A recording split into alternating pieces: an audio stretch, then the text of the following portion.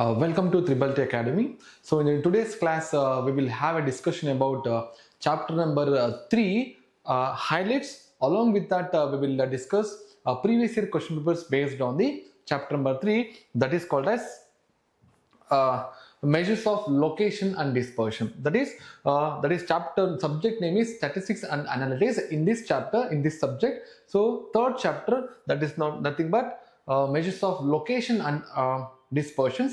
So each chapter ಅಲ್ಲಿ so ಯಾವ್ದಾವ್ದು highlights ಇದೆ, ಯಾವ್ದಾವ್ದು important concepts ಇದೆ, ಅದ್ರ ಬಗ್ಗೆ ನಾವು ಡಿಸ್ಕಸ್ ಮಾಡ್ತಾ ಹೋಗೋಣ. So along with that we will have A discussion about the previous question papers ಅಲ್ಲಿ ಚಾಪ್ಟರ್ ನಂಬರ್ 3 ಅಲ್ಲಿ ಯಾವ್ಯಾವ್ದೆಲ್ಲ ಕ್ವಶನ್ಸ್ ಬಂದಿದೆ ಅದನ್ನು ಕೂಡ ನಾವು ಡಿಸ್ಕಸ್ ಮಾಡ್ತಾ ಹೋಗೋಣ. ಸೊ ಈ ಚಾಪ್ಟರ್ ಇಂದ ನಿಮಗೆ 5 ಮಾರ್ಕ್ಸ್ ಬರುವಂತಹ ಚಾನ್ಸಸ್ ಇರುತ್ತೆ. You will definitely get 5 marks from this chapter. So let's start what are all the important concepts in this chapter. The first, determination of central tendency for the data. So if the given data are ungrouped data or discrete data or continuous data, there are 3 types of data are there. So for these types of data, how to calculate arithmetic mean, median and mode. So these 3 are called as measures of central tendency. Central tendency means it is the property of concentrating the central value or middlemost value in a given data, that is called as central tendency. So central tendency na calculate ಮಾಡಬೇಕಾದ್ರೆ we will use all these 3 measures, that is called as mean anta karibodu, or we can say that arithmetic mean antanu kuda karibodu, and median anta karitare, and mode.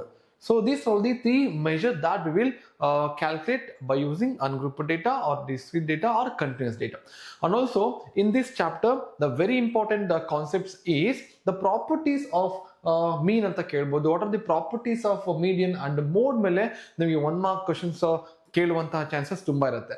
So properties ಮೇಲೆ ನಿಮಗೆ questions rice ಮಾಡಬಹುದು, ಅಥವಾ ಫಾರ್ಮುಲಾನ ನಿಮಗೆ questions ಅಲ್ಲಿ ಕೇಳಬಹುದು, ಅಥವಾ formula base ಮೇಲೆ ungroup data related problems ನ ಕೇಳುವಂತಹ ಚಾನ್ಸಸ್ ಇರುತ್ತೆ. ಹಾಗಾಗಿ ಸೊ ಈ ಕಾನ್ಸೆಪ್ಟ್ ಅಲ್ಲಿ calculation of arithmetic mean for all the different types of data, and similarly calculation of median and calculation of mode is also very important.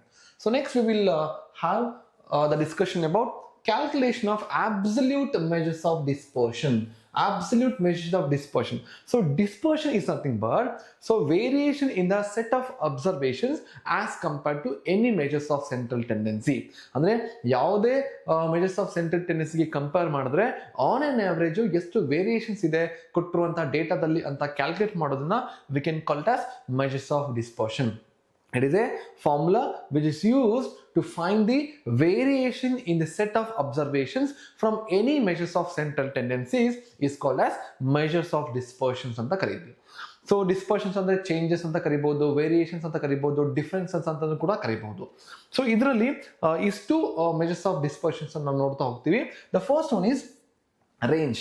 How to calculate range for ungrouped data, for discrete data and continuous data, that also we will discuss in this chapter. And number 2, quartile deviation. Number 3, mean deviation. Number 4, standard deviation. Number 5, variance. So these are all called as statistical tools or statistical formulas which is used to calculate the measures of dispersions. Dispersions na calculate ಮಾಡಲಿಕ್ಕೆ these 2 measures na use ಮಾಡ್ತೀವಿ. So ಇದ್ರಲ್ಲೂ ಕೂಡ ನಿಮಗೆ ಫಾರ್ಮುಲಾಸ್ನ ಕೇಳುವಂತಹ chances ಇರುತ್ತೆ, ಅಥವಾ properties, very important properties ಮೇಲೆ ನಿಮಗೆ ಕ್ವಶನ್ಸ್ನ ಕೇಳುವಂತಹ ಚಾನ್ಸಸ್ ಇರುತ್ತೆ, ಅಥವಾ ಈ ಪ್ರಾಬ್ಲಮ್ಸ್ ಮೇಲೆ, ಈ ಕ್ವಶನ್ಸ್ ಮೇಲೆ, ಈ ಫಾರ್ಮುಲಾ ಮೇಲೆ ನಿಮಗೆ ಪ್ರಾಬ್ಲಮ್ಸ್ ಕೂಡ ಕೇಳುವಂತಹ ಚಾನ್ಸಸ್ ಇರುತ್ತೆ. ಸೊ ಹಾಗಾಗಿ this is also very important concept in this chapter. So along with that we will have the next concept that is called as measures of skewness ಅಂತ ಕರಿತೀವಿ. So what you mean by skewness? So skewness is nothing but skewness refers to lack of symmetry, or we can say that asymmetry or asymmetry is called as symmetric distribution, or we can say that skewness in the given data ಅಂತ ಕರಿತೀವಿ. ಅಂದ್ರೆ ಕೊಟ್ಟಿರುವಂತಹ ಡೇಟಾದಲ್ಲಿ whether the data is belongs to a symmetric distribution, or whether it is a positively skewed distribution, or whether it is a negatively skewed distribution, that can be calculated by using a statistical tools. So skewness is nothing but it is a lack of symmetry, or we can say that asymmetry. So that is the definition of skewness. So skewness ಅಲ್ಲಿ ಎರಡು type ಬರುತ್ತೆ, ಒಂದು positively skewed distribution and another one is negatively skewed distribution. So if the given data, ಆ ಕೊಟ್ಟಿರುವಂತಹ ಡೇಟಾನ ನೀವು graph ಅಲ್ಲಿ draw ಮಾಡಿದ್ರೆ, if you represent the given data in terms of graph, then you will get a curve like this. So ಇಲ್ಲಿ ನೀವೇನ್ ಮಾಡ್ತೀರಾ, X axis ಅಲ್ಲಿ ಎಕ್ಸ್ ವ್ಯಾಲ್ಯೂಸ್ ಅಥವಾ ಕ್ಲಾಸ್ ಇಂಟರ್ವಲ್ ನ ತಗೋತೀರಾ, ವೈ ಆಕ್ಸಿಸ್ ಅಲ್ಲಿ ಕರೆಸ್ಪಾಂಡಿಂಗ್ ಫ್ರೀಕ್ವೆನ್ಸಿನ ತಗೊಂಡು if you construct a graph, if you get a graph like this, ಈ ತರ ಕರ್ವ್ ಬಂದ್ರೆ then it is called as positively skewed curve ಅಂತ ಕರಿತೀವಿ. This is called positively skewed curve ಅಂತ ಕರಿತೀವಿ. So you will get a curve, ಈ ತರ curve ನಿಮ್ಗೆ ಬರುತ್ತೆ like this. So this curve is called as positively skewed curve. So in this situation, so this is the condition of mean median mode for positively skewed distribution. One mark ಅಲ್ಲಿ ಕೇಳಬಹುದು, what is the relationship between mean median mode for positively skewed distribution ಕೇಳುವಂತ chances ಇರುತ್ತೆ. So therefore, so mean is greater than median which is greater than mode ಆಗಿರುತ್ತೆ. ಯಾವ time ಅಲ್ಲಿ? when the given distribution is positively skewed, when x bar which is greater than median which is greater than mode ಆಗಿರುತ್ತೆ. That is the relationship between, or we can say that condition between mean median mode ಅಂತ ಕರಿತೀವಿ. So ಅದೇ ತರ negatively skewed distribution ಹೇಗಿರುತ್ತೆ, ನೀವು ಕೊಟ್ಟಿರುವಂತಹ ಡೇಟಾನ graph ಅಲ್ಲಿ represent ಮಾಡಿದ್ರೆ you will get a curve like this. ಈ ತರ ಕರ್ವ್ ನಿಮಗೆ ಬರುತ್ತೆ. So then such type of data is called as negatively skewed distribution ಅಥವಾ negatively skewed curve ಅಂತ ಕರಿತೀವಿ. ಸೊ ಈ ತರ ಕರ್ವ್ ಬಂದಾಗ ನಿಮ್ಮ ಮೀನ್ ಮೀಡಿಯನ್ ಮೋಡ್ ರಿಲೇಶನ್ಶಿಪ್ ಯಾವ ತರ ಇರುತ್ತೆ, that is mean is less than median is less than mode ಆಗಿರುತ್ತೆ. ಸೊ ಪಾಸಿಟಿವ್ಲಿ ಸ್ಕ್ಯೂ ಡಿಸ್ಟ್ರಿಬ್ಯೂಷನ್ ಅಲ್ಲಿ X bar is greater than median is greater than mode ಇರುತ್ತೆ. ನೆಗೆಟಿವ್ಲಿ ಸ್ಕ್ಯೂ ಡಿಸ್ಟ್ರಿಬ್ಯೂಷನ್ ಅಲ್ಲಿ X bar is less than median which is less than mode ಆಗಿರುತ್ತೆ. That is the difference between positively skewed and negatively skewed distribution. So these are the two different types of skewness. So skewness ಇಲ್ಲ ಅಂತ ಹೇಳಿದಾಗ then such distribution is called as symmetric distribution ಅಂತ ಕರಿತೀವಿ. So symmetric distribution curve ಯಾವ ತರ ಇರುತ್ತೆ, it is like this. Right. So if you draw a data in the graph, you will get a bell-shaped curve. So ಈ ತರ bell-shaped curve ಬಂದ್ರೆ then the given distribution is said to be a symmetric distribution ಅಂತ ಕರಿತೀವಿ. So one mark ಅಲ್ಲಿ properties of symmetric distributions ಮೇಲೂ ಕೂಡ ನಿಮಗೆ ಆ ಕ್ವಶನ್ ನ ಕೇಳುವಂತ ಚಾನ್ಸಸ್ ಇರುತ್ತೆ. ಹಾಗಾಗಿ the properties of symmetric distribution is also very very important. So in symmetric distribution, so what is the relationship between mean median mode? So mean median mode relationship ಯಾವ ತರ ಇರುತ್ತೆ, that is mean which is equal to median which is equal to mode. Mean median mode are equal in which distribution of the, that is nothing but symmetric distribution. So that is a point.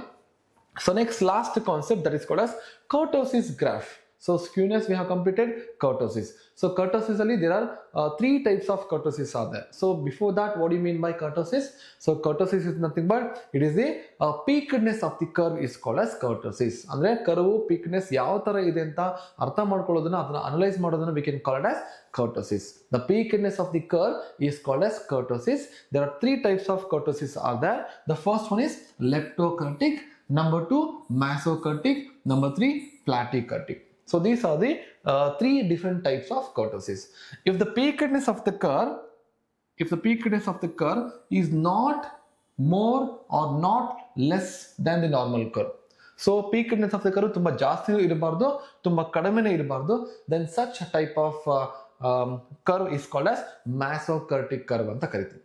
If the peakedness of the curve is more than the normal curve, ಈ peakedness of the curve ಏನಾಗುತ್ತೆ, ಈ mesokurtic ಇಂದ ಜಾಸ್ತಿ ಇರುತ್ತೆ ಅಥವಾ normal curve ಇಂದ ಜಾಸ್ತಿ peakedness ಇದ್ರೆ then such distribution is called as a leptokurtic distribution ಅಂತ ಕರಿತೀವಿ. If the peakedness of the curve is less than the normal curve, normal curve ಅಂದ್ರೆ ಇಲ್ಲಿ ಮಿಡಲ್ ಅಲ್ಲಿ ಏನಿದೆ ಅದನ್ನ mesokurtic curve ಅಂತ ಕರಿಬಹುದು ಅಥವಾ ನಾರ್ಮಲ್ ಕರ್ವ್ ಅಂತ ಕರಿತೀವಿ. ಆ ನಾರ್ಮಲ್ ಕರ್ವ್ ಗಿಂತ peakedness ತುಂಬಾ ಕಡಿಮೆ ಇದ್ರೆ then such distribution is called as platykurtic curve ಅಂತ ಕರಿತೀವಿ. So if the peakedness of the curve is neither flat nor peak, ಜಾಸ್ತಿ ಪೀಕಲ್ಲೂ ಇರಬಾರ್ದು ಫ್ಲಾಟ್ ಅಲ್ಲೂ ಇರಬಾರ್ದು, ಅಂತಹ ಕರ್ವ್ ನ ನಾವೇನಂತ ಕರಿತೀವಿ ಮ್ಯಾಸೋಕರ್ಟಿಕ್ ಡಿಸ್ಟ್ರಿಬ್ಯೂಷನ್ ಅಥವಾ ಮ್ಯಾಸೋಕರ್ಟಿಕ್ ಕರ್ವ್ ಅಂತ ಕರಿತೀವಿ. ಸೊ ಇನ್ ನಂಬರ್ಸ್ ಅಲ್ಲಿ ಯಾವ ತರ ರೆಪ್ರೆಸೆಂಟ್ ಮಾಡ್ತೀರಾ, if β2 is exactly 3, so β2 there is a formula for calculating kurtosis. So β2 is denoted by measures of kurtosis. So β2 value exactly 3 bandre, we can say that the given distribution is mesokurtic. If the β2 value which is greater than 3 bandre, then we can say that the given distribution is leptokurtic. So if the given distribution, if the β2 value is less than 3 idre, then you can say that the given distribution is platykurtic. Therefore these are the different types of kurtosis. So in this chapter the important concepts are calculation of measures of central tendency, that is arithmetic mean, median and mode. What are all the properties of all these measures of central tendency, that is also very important. And what are all the formulas that we will apply for calculating mean, median, mode for different types of data, whether it is ungrouped data, discrete data and continuous data. We will apply different formulas to calculate these measures of central tendency, that is important. Along with that, calculation of measures of dispersions is also very important. So dispersions ಅಲ್ಲಿ calculation of range ಬರುತ್ತೆ, quartile deviation, mean deviation, standard deviation and variance.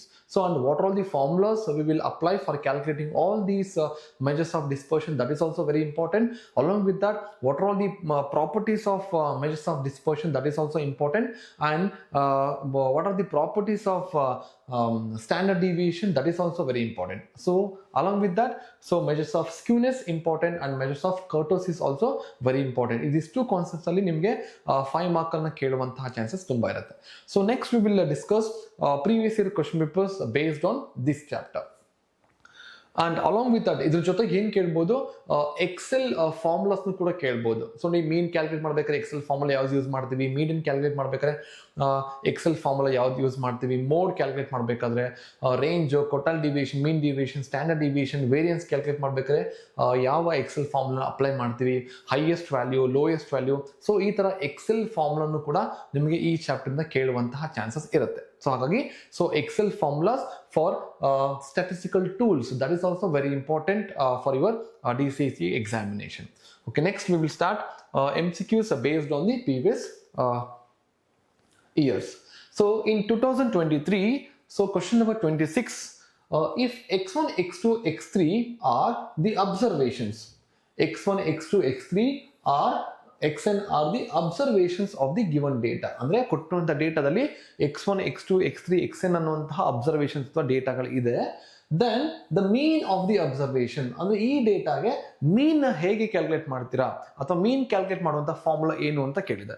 So mean can be calculated by using the formula that is sum of observations divided by total number of observations. That is a formula for calculating mean. So short formula ಹೇಗೆ ಬರೀತೀರಾ, x bar is equal to summation x by small n ಅಂತ ಬರೀತೀವಿ. This is the short formula to calculate arithmetic mean. So ಇಲ್ಲಿ ನೋಡಿ, sum of observations in the numerator whole divided by total number of observations ಅಂತ ಕೊಟ್ಟಿದೆ. So this is the correct formula to calculate arithmetic mean for ungrouped data. Therefore option C, sum of observations divided by total number of observations is the right answer. ಇಲ್ಲೂ ಕೂಡ short formula ಈ ತರ ಕೂಡ formula ಬರೀಬಹುದು, that is x bar is equal to summation x divided by small n. ನೋಡಿ, summation x ಅಂದ್ರೆ sum of observations ಅಂತ ಅರ್ಥ, divided by n ಅಂದ್ರೆ ಟೋಟಲ್ ನಂಬರ್ ಆಫ್ ಅಬ್ಸರ್ವೇಷನ್ಸ್. ಅದು ಹೀಗೂ ಕೂಡ ಬರೀಬಹುದು. ಹೀಗೆ ಬರೀತೀರಾ, that is x bar which is equal to x1 plus x2 plus etc plus xn whole divided by small n. So that is also a formula for calculating the arithmetic mean for ungrouped data. So in this MCQs, option C, that is sum of observations divided by total number of observations is the right answer. ಬೇರೆ ಯಾವುದು ಕೂಡ formula ಅಲ್ಲ, wrong formulas ಕೊಟ್ಟಿದ್ದಾರೆ. Option C ಮಾತ್ರ correct formula ಕೊಟ್ಟಿದ್ದಾರೆ. Next question number 30. So in this question, to find third quartile, keep it in mind, to find third quartile in Excel we use dash formula. ಅಂದ್ರೆ ನೀವು third quartile ನ ನೀವು Excel ಫಾರ್ಮುಲಾದಲ್ಲಿ ಬರೀಬೇಕಾದ್ರೆ, Excel ಅಲ್ಲಿ calculate ಮಾಡಬೇಕಾದ್ರೆ ಯಾವ ಫಾರ್ಮುಲಾನ ಅಪ್ಲೈ ಮಾಡ್ತೀರಾ ಅಂತ ಕೇಳ್ತಿದೆ. ಸೊ ನೆನ್ಪಿಟ್ಕೊಳ್ಳಿ, so is equal to symbol ಬರೆದಿರಬೇಕು, that is equal quartile, QUARTILE, okay, equal to quartile range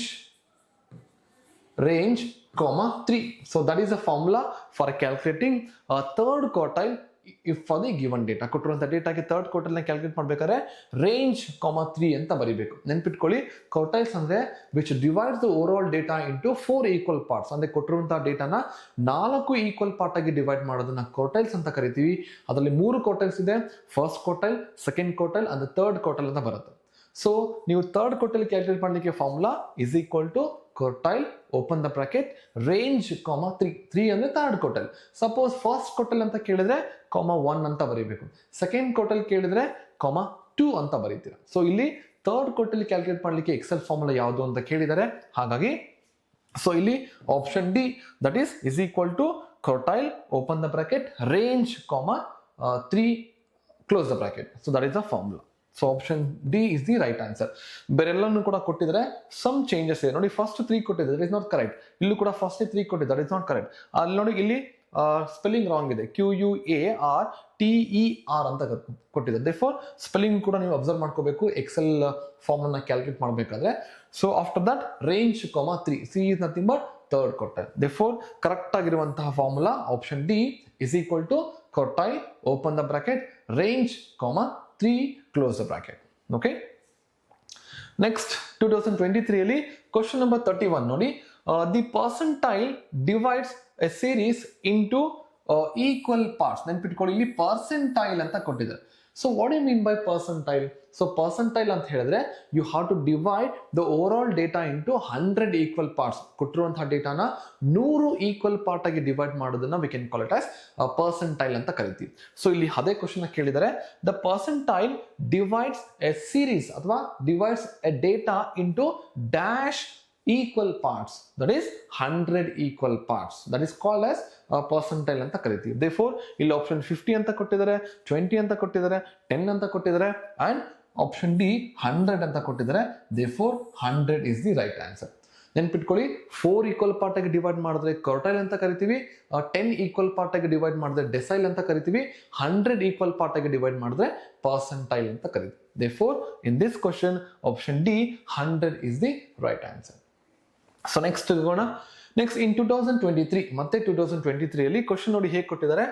the value of first quartile, ನೆನ್ಪಿಟ್ಕೊಳ್ಳಿ first quartile is 23. Okay, so first quartile ಅಂದ್ರೆ ಏನು, ಇಲ್ಲಿ ಕೊಟ್ಟಿದ್ದಾರೆ ಗಿವನ್ ಅಂತ. First quartile is nothing but Q1 ಅಂತ ಕರಿತೀವಿ. Q1 value ಎಷ್ಟು ಕೊಟ್ಟಿದ್ದಾರೆ, 23 ಅಂತ ಕೊಟ್ಟಿದ್ದಾರೆ. ಓಕೆ, ಸೊ ಅದನ್ನ ಬರ್ಕೊಂಡಿದ್ದೀವಿ. Next and interquartile of set of data range is 20. Interquartile range ನೆನ್ಪಿಟ್ಕೊಳ್ಳಿ, interquartile range formula Q3 minus Q1. So that is the interquartile range formula. Correct, interquartile range ಎಷ್ಟು ಕೊಟ್ಟಿದ್ದಾರೆ, 20 ಅಂತ ಕೊಟ್ಟಿದ್ದಾರೆ. Is it clear? So first quartile Q1 which is equal to 23 ಅಂತ ಕೊಟ್ಟಿದ್ದಾರೆ and interquartile range ಅಂದ್ರೆ formula Q3 minus Q1. So ಅದರ value ಎಷ್ಟು ಕೊಟ್ಟಿದ್ದಾರೆ, 20 ಅಂತ ಕೊಟ್ಟಿದ್ದಾರೆ. So next the value of third quartile value ಎಷ್ಟು ಅಂತ ಕೇಳಿದ್ದಾರೆ. ಸೊ ಹಿಯರ್ ಸೊ ನೀವೇನ್ ಮಾಡಬೇಕು, Q2 ವ್ಯಾಲ್ಯೂ 23 ಅಂತ ಕೊಟ್ಟಿದ್ದಾರೆ. ಆ ಕೊಟ್ಟಿರುವಂತಹ Q2 ವ್ಯಾಲ್ಯೂನ ಇಲ್ಲಿ ಇಂಟರ್ ಕ್ವಾರ್ಟೈಲ್ ರೇಂಜ್ ಫಾರ್ಮುಲಾದಲ್ಲಿ ಅಪ್ಲೈ ಮಾಡಬೇಕು. Okay, that is Q3 minus Q1 which is equal to 20. Substitute this Q1 value in this equation. ಏನಾಗುತ್ತೆ? So Q3 minus what is Q1? Q1 is 23 which is already given, which is equal to 20. Next ಈ 23 ನ ಆ ಕಡೆ ತಗೊಳ್ಳಿ, it will become positive. Then Q3 which is equal to 20 plus 23. So finally third quartile, Q3 is nothing but third quartile, that is nothing but 43. Therefore the third quartile answer is 43. Therefore option C 43 is the right answer. So ಈ ತರ short cut ಫಾರ್ಮುಲಾಸ್ನ ಕೂಡ ಕೇಳುವಂತಹ chances ಇರುತ್ತೆ, ಅಥವಾ formula base ಮೇಲೆ ಪ್ರಾಬ್ಲಮ್ಸ್ನ ಕೇಳುವಂತಹ chances ಇರುತ್ತೆ. ಹಾಗಾಗಿ formulas also very important in this chapter. Clear? So next ಹೋಗೋಣ. Next in 2023 question number 33. The algebraic sum of deviations of a frequency distribution from its mean is always ಅಂತ ಕೊಟ್ಟಿದ್ದಾರೆ. So this is the property of ಮೀನ್ ಅಂತ ನಾವು ಕರಿತೀವಿ. So ಇಲ್ಲಿ properties ಅಲ್ಲಿ ಬರುತ್ತೆ. Properties of arithmetic ನಲ್ಲಿ there are 3 to 4 properties are there. ಅದರಲ್ಲಿ ಫಸ್ಟ್ ಪ್ರಾಪರ್ಟಿ ಏನಂದ್ರೆ the first property is this, that is first property summation, sum of deviation or difference, sum of deviation of set of observations from their arithmetic mean which is equal to 0. That is the first property of arithmetic mean. illu kuda ade kottidare, the algebraic sum of deviations of a frequency distribution from its mean is always what? Is always 0. This is the first property of arithmetic mean. Okay, therefore option B 0 is the right answer. Okay, property based ಮೇಲೆ ನಿಮಗೆ question raise ಮಾಡಿದ್ದಾರೆ, ಹಾಗಾಗಿ option B 0 is the correct answer for this question. Clear? Yes. So next in 2023 question number 34. So 34 ನೋಡಿ, the Excel formula for calculating mean. ನೋಡಿ Excel base ಮೇಲೆ ನಿಮ್ಗೆ ಎಷ್ಟು question ಕೇಳಿದ್ರೆ ಆಲ್ರೆಡಿ 2 ಕ್ವಶನ್ ಆಗಿದೆ. ಸೊ ಹಾಗಾಗಿ ಎಕ್ಸೆಲ್ ಫಾರ್ಮುಲಾಸ್ ಕೂಡ ತುಂಬಾ ಇಂಪಾರ್ಟೆಂಟ್ ಆಗುತ್ತೆ. So Excel formula for calculating mean ನ ಕ್ಯಾಲ್ಕುಲೇಟ್ ಮಾಡ್ಲಿಕ್ಕೆ ಎಕ್ಸೆಲ್ ಫಾರ್ಮುಲಾ ಯಾವ್ದು ಯೂಸ್ ಮಾಡ್ತೀವಿ ಅಂತ ಕೇಳ್ತಿದ್ದಾರೆ. ಸೊ ನೆನ್ಪಿಟ್ಕೊಳ್ಳಿ, so Excel formula which is equal to average open the bracket array of numbers. ನೆನ್ಪಿಟ್ಕೊಳ್ಳಿ, ಅರೇ ಆಫ್ ನಂಬರ್ಸ್ ಅಂತಾನು ಕೂಡ ಕೊಡಬಹುದು, ಅಥವಾ ರೇಂಜ್ ಅಂತಾನು ಕೂಡ ಕರಿಬಹುದು, ಅಥವಾ ಶಾರ್ಟ್ ಫಾರ್ಮ್ ಅಲ್ಲಿ ಅರೇ ಅಂತಾನು ಕೂಡ ಮೆನ್ಷನ್ ಮಾಡಬಹುದು. ಸೊ ಹಾಗಾಗಿ so is equal to average open the bracket array of numbers. So ನೆನ್ಪಿಟ್ಕೊಳ್ಳಿ, ಇಲ್ಲಿ ಮೀನ್ ಅಂತ ಕೊಟ್ಟಿದ್ದಾರೆ ಅಂದ ತಕ್ಷಣ ಮೀನ್ ಅನ್ನೋ ವರ್ಡ್ ನ ನಾವು ಯೂಸ್ ಮಾಡೋದಿಲ್ಲ ಎಕ್ಸೆಲ್ ಕ್ಯಾಲ್ಕುಲೇಟ್ ಮಾಡ್ಬೇಕಾದ್ರೆ. ಸೊ ಎಕ್ಸೆಲ್ ಅಲ್ಲಿ ಯಾವ ಫಾರ್ಮುಲಾ ಅಪ್ಲೈ ಮಾಡ್ತೀವಿ? AVE ಆವರೇಜ್ ಅಂತಾನೆ ನೀವು ಬರೀಬೇಕು, ಮೀನ್ ಅಂತ ಬರೀಬಾರ್ದು. Okay, so average open the bracket array of numbers close the bracket. So that is the formula for calculating mean by using Excel. So option B is the right answer. ಬೇರೆ ಯಾವುದು ಕೂಡ correct formula ಅಲ್ಲ. Next ಇನ್ 2024. So 2024 ನೋಡಿ ಯಾವ ತರ questions ಕೇಳಿದ್ದಾರೆ, match the following ಅಂತ question ಕೇಳಿದ್ದಾರೆ. ಸೊ ಈಗ ಮ್ಯಾಚ್ ದ ಫಾಲೋಯಿಂಗ್ ನ ಕರೆಕ್ಟ್ ಮಾಡಿ ಅಲ್ಲಿರುವಂತಹ ಕರೆಕ್ಟ್ ಆನ್ಸರ್ಸ್ ಯಾವುದು ಅಂತ ನಾವು ಹೇಳಬೇಕು. ಸೊ ಇಲ್ಲಿ ಫಸ್ಟ್ ಆಪ್ಷನ್ ಏನ್ ಕೊಟ್ಟಿದ್ದಾರೆ? ಮೀನ್ ಅಂತ ಕೊಟ್ಟಿದ್ದಾರೆ. ಸೊ ಇಲ್ಲಿ ಮೀನ್ ನ ಕ್ಯಾಲ್ಕುಲೇಟ್ ಮಾಡುವಂತ ಫಾರ್ಮುಲಾ ಎಲ್ಲಿದೆ? ಇಲ್ಲಿ ಆವರೇಜ್ ಆಫ್ ಅರೇ ಅಂತ ಕೊಟ್ಟಿದ್ದಾರೆ. So this is the formula which is use to calculate arithmetic mean in Excel sheet. Therefore A ಗೆ ಯಾವ್ದು ಆಪ್ಷನ್ ಆಗುತ್ತೆ? ಸೊ ಎ ಗೆ ಆಪ್ಷನ್ 2 ಆಗುತ್ತೆ. Correct? This is the answer for A. Correct? A ಗೆ answer. Next B ನೋಡಿ, absolute value. So ನೋಡಿ absolute value ಅಂತ ಹೇಳಿದ್ರೆ ಅದಕ್ಕೂ ಕೂಡ ಎಕ್ಸೆಲ್ ಫಾರ್ಮುಲಾ ಇದೆ. Absolute value is nothing but ABS open the bracket cell close the bracket. So this is the formula which is used to calculate absolute value in a given data. ಕೊಟ್ಟಿರುವಂತ ಡೇಟಾದಲ್ಲಿ absolute value ನ calculate ಮಾಡ್ಲಿಕ್ಕೆ ನಾವು is equal to ABS open the bracket cell close the bracket ಅಂತ ಅರೇ of numbers ಅಂತ ನಾವು ಕೊಡಬಹುದು, ಅಥವಾ ಅರೇ ಅಂತ ಕೊಡಬಹುದು, ಅಥವಾ ಸೆಲ್ ಅಂತಾನು ಕೂಡ ಕೊಡಬಹುದು. Keep it in mind. Therefore so option B ಗೆ ಆನ್ಸರ್ ಇದಾಗುತ್ತೆ. ಸೊ ಥರ್ಡ್ ನೋಡಿ, ಥರ್ಡ್ ಕ್ವಶನ್ ಯಾವ್ದು ಆನ್ಸರ್ ಆಗುತ್ತೆ? IQR ಅಂದ್ರೆ ಇಂಟರ್ ಕ್ವಾರ್ಟೈಲ್ ರೇಂಜ್ ಅಂತ ಕರಿತೀವಿ. So interquartile range calculate ಮಾಡ್ಲಿಕ್ಕೆ formula Q3 - Q1. Therefore C ಗೆ ಆನ್ಸರ್ ಆಪ್ಷನ್ 1. ಸೊ 1 ಅಲ್ಲಿರುವಂತಹ ಆನ್ಸರ್ ಸಿ ಗೆ ಆನ್ಸರ್ ಆಗಿರುತ್ತೆ. Therefore so CAB is the correct answer. So CAB ಇರುವಂತಹ ಆಪ್ಷನ್ಸ್ ಯಾವ್ದಿದೆ ನೋಡ್ತಾ ಹೋಗೋಣ. ಸೊ ಎ ಗೆ ಯಾವ್ದಾಗಬೇಕು ಆನ್ಸರ್? ಎ ಗೆ 2 is the answer. ನೋಡಿ ಎ ಗೆ 2 ಇಲ್ಲಿದೆ. ಕರೆಕ್ಟ್? ಎ ಗೆ 2. ನೆಕ್ಸ್ಟ್ ಬಿ ಅನ್ನೋ ಕ್ವಶನ್ ಯಾವ್ದು ಆನ್ಸರ್ ಆಗುತ್ತೆ? ಬಿ ಅನ್ನೋ ಕ್ವಶನ್ ಗೆ 3 is the answer. So B ಅನ್ನೋ ಕ್ವಶನ್ ಗೆ 3 is the answer. And C ಅನ್ನೋ ಕ್ವಶನ್ ಯಾವ್ದು ಆನ್ಸರ್ ಆಗುತ್ತೆ? 1 is the answer. So C ಅನ್ನೋ ಕ್ವಶನ್ ಗೆ 1 is the answer. Therefore option B is the right answer. So ಈ ತರ ಮಲ್ಟಿಪಲ್ ನಂಬರ್ ಆಫ್ ಕ್ವಶನ್ ಅಥವಾ multiple number of formula base ಮೇಲೆ ಒಂದೇ ಒಂದು ಕ್ವಶನ್ ಕೇಳುವಂತಹ ಚಾನ್ಸಸ್ ಕೂಡ ಇರುತ್ತೆ. ಹಾಗಾಗಿ formulas also very important and properties important. Along with that problems is also very important. So next ನೋಡ್ತಾ ಹೋಗೋಣ. Question number 70. The higher value of the range represents. So ನೀವು ರೇಂಜ್ ನ ಕ್ಯಾಲ್ಕುಲೇಟ್ ಮಾಡ್ತೀರಾ, ನಿಮ್ಮ ರೇಂಜ್ ಆನ್ಸರ್ ಜಾಸ್ತಿ ಬಂದ್ರೆ ಅದರ ಅರ್ಥ ಏನು ಅಂತ ಕೇಳಿದ್ದಾರೆ. ನೋಡಿ ಇಲ್ಲಿ ಎಕ್ಸಾಂಪಲ್ ಅನ್ನು ಕೊಡ್ತೀನಿ. So 1,4 what is the range? Range is equal to highest value minus lowest value, that is 4 - 1. So 4 - 1 is 3. That is the range of these 2 datas. Correct? So ಇನ್ನೊಂದು ಕ್ವಶನ್ ಕೊಡ್ತಾ ಹೋಗ್ತೀನಿ. That is 1,10. ಸೊ ಈ ಡೇಟಾಗೆ ನೀವು range calculate ಮಾಡಿ. r is equal to highest value minus lowest value. Range is how much? 9. So ಇಲ್ಲಿ ಏನ್ ಕೊಟ್ಟಿದ್ದಾರೆ, the higher the value of range ಅಂದ್ರೆ ನಿಮ್ಮ ರೇಂಜ್ ವ್ಯಾಲ್ಯೂ ಜಾಸ್ತಿ ಇದ್ರೆ gap between the values will also be more, ಅಂದ್ರೆ variation differences ಜಾಸ್ತಿ ಇದೆ ಅಂತ ಅರ್ಥ ಅಲ್ವಾ. ರೇಂಜ್ ಅಂದ್ರೆ ಏನರ್ಥ, that is something but the difference between the two values are different between the set of observations will be more ಅಂತ ಅರ್ಥ. ನೋಡಿ ಇಲ್ಲಿ ರೇಂಜ್ ಕಡಿಮೆ ಇದ್ರೆ ಡಿಫ್ರೆನ್ಸ್ ಕಡಿಮೆ ಇದೆ ಅಂತ ಅರ್ಥ, ರೇಂಜ್ ಜಾಸ್ತಿ ಇದ್ರೆ ನಿಮ್ಮ ಡಿಫ್ರೆನ್ಸ್ ಕೂಡ ಜಾಸ್ತಿ ಇದೆ ಅಂತ ಅರ್ಥ. ಹಾಗಾಗಿ so option A greater spread of the data, data ತುಂಬಾ ಜಾಸ್ತಿ ಸ್ಪ್ರೆಡ್ ಆಗಿದೆ ಅಂತ ಅರ್ಥ. ರೇಂಜ್ ಜಾಸ್ತಿ ಇದ್ರೆ higher the value of range, that is nothing but greater spread of the data ಅಂತ ಅರ್ಥ. Therefore option A is the right answer. ಬೇರೆ ಯಾವುದು ಆಪ್ಷನ್ ಕೂಡ ಕರೆಕ್ಟ್ ಅಲ್ಲ. So greater spread of the data is the right answer. So next ಹೋಗೋಣ, question number 71.